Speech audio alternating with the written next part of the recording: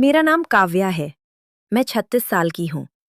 मेरे अंदर एक ऐसी आग है जो शादी के बाद भी कभी पूरी तरह ठंडी नहीं हुई। मैं देखने में सामान्य लगती हूँ, लेकिन जब मैं मुस्कुराती हूँ तो लोग रुक जाते हैं। मेरी आंखों में एक गहराई है, मेरी हंसी में एक मिठास और मेरे अंदर एक प्यास जो सालों से सूखी नहीं। शादी नील से हुई थी। नील 32 साल का है, सॉफ्टवेयर इंजीनियर, एक अच्छा इंसान।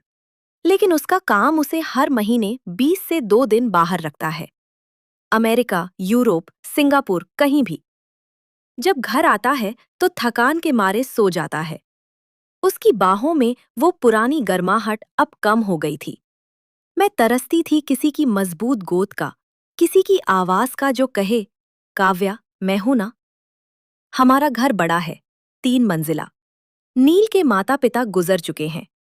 घर में अब सिर्फ मैं, नील और उसका चचेरा भाई साहिल रहता है।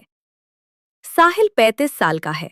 विधुर उसकी पत्नी 3 साल पहले एक एक्सीडेंट में चली गई थी। साहिल रिटायर्ड एथलीट है, क्रिकेट खेला था, अब फिटनेस ट्रेनर है। लंबा कद, चौड़ी छाती, काली घनी दाढ़ी और आंखें ऐसी कि बात करते वक्त लगता है वह दिल तक देख रहा है। वह हमारे घर के ऊपरी हिस्से में रहता है। नील ने कहा था, काव्या, साहिल अकेला है, घर बड़ा है, रहने दो, वह परिवार जैसा है। मैंने हामी भरी थी। शुरुआत में सब नॉर्मल था। वो मुझे भाभी कहता, मैं उसे साहिल भाई। लेकिन नील के बाहर रहने से हम दोनों ज्यादातर अकेले रह जाते। एक शाम बहुत गर्मी थी। मैं किचन में नींबू पानी बना रही थी। साहिल नीचे आया, सिर्फ ट्रैक पट और स्लीवलेस टी शर्ट में। पसीना उसकी बाहों पर चमक रहा था। बोला, भाभी, एक गिलास दे दो ना, गला जल रहा है। मैंने गिलास बढ़ाया। मेरा हाथ कांप गया। गिलास उसके हाथ से छूटा और पूरा पानी उसकी टी शर्ट पर गिर गया। मैंने तुरंत कपड़े से पोंछना शुरू किया। मेरा हाथ उसकी छाती पर रुक गया। उसकी धड़कन तेज थी। वो मेरी आंखों में देखता रहा, धीरे से बोला, भाभी, तुम्हारा हाथ ठंडा है या मुझे ही आग लग रही है? मैं शर्मा गई, हाथ हटा लिया। लेकिन वह पल मेरे दिमाग में घूमता रहा। उसके बाद उसकी नजरें बदल गईं। कभी सुबह कॉफी बनाते वक्त मेरे पीछे खड़ा हो जाता, मेरी कमर के पास हाथ रख देता।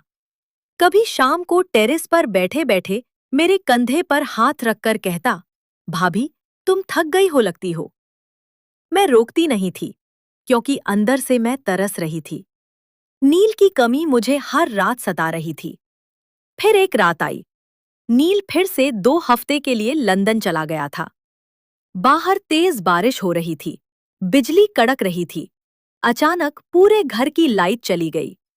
मैं अपने कमरे में लेटी थी, दिल धड़क रहा था, नींद नहीं आ रही थी। साहिल की वह नजरें, उसकी आवाज, उसकी बाहें, सब याद आ रहा था। मेरा बदन बेचैन था। अचानक दरवाजे पर दस्तक हुई। साहिल अंदर आया। कैंडल की हल्की रोशनी में उसका चेहरा नजर आया। सिर्फ ट्रैक पट पहने था, बाल गीले, बदन पर बारिश की बूंदें। बोला, भाभी, अंधेरे में डर तो नहीं लग रहा?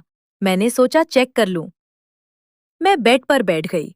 बोली, नहीं साहिल, बस कुछ अजीब सा लग रहा है। वो मेरे पास आकर बेड के किनारे बैठ गया। उसने मेरा हाथ पकड़ा। उसकी हथेली गर्म थी। बोला, काव्या, मैं जानता हूं तुम क्या महसूस कर रही हो। नील तुम्हें वह नहीं दे पाता जो तुम्हें चाहिए। मैं तुम्हारी आंखों में वह खालीपन देखता हूं जो मुझे भी चुभता है। मेरा दिल जोर से धड़का। मैंने हाथ छुड़ाने की कोशिश की, लेकिन वह नहीं छुड़ा। वह मेरे करीब सरक आया।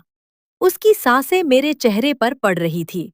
बोला, यह गलत है, मैं जानता हूं। लेकिन जब दिल और बदन दोनों जल रहे हों, तो गलत सही का क्या मतलब? मैं चुप रही। वो धीरे से मुझे अपनी बाहों में ले लिया। उसकी चौड़ी छाती मेरे सीने से सटी। मैंने आंखें बंद कर ली। उसकी बाहें मेरी कमर पर कसी हुई थी। हम देर तक ऐसे ही बैठे रहे, सिर्फ बारिश की आवाज और हमारी तेज सांसें।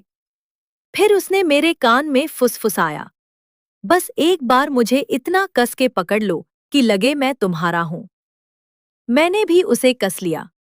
उस पल में सारी दुनिया गायब हो गई। हम बहुत करीब आ गए, बहुत गहरे, बहुत तीव्र। मैंने सिर्फ इतना कहा, साहिल, यह ठीक नहीं है।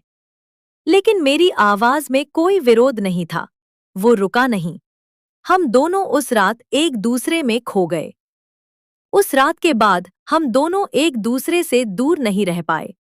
जब नील बाहर होता, साहिल मेरे पास आ जाता।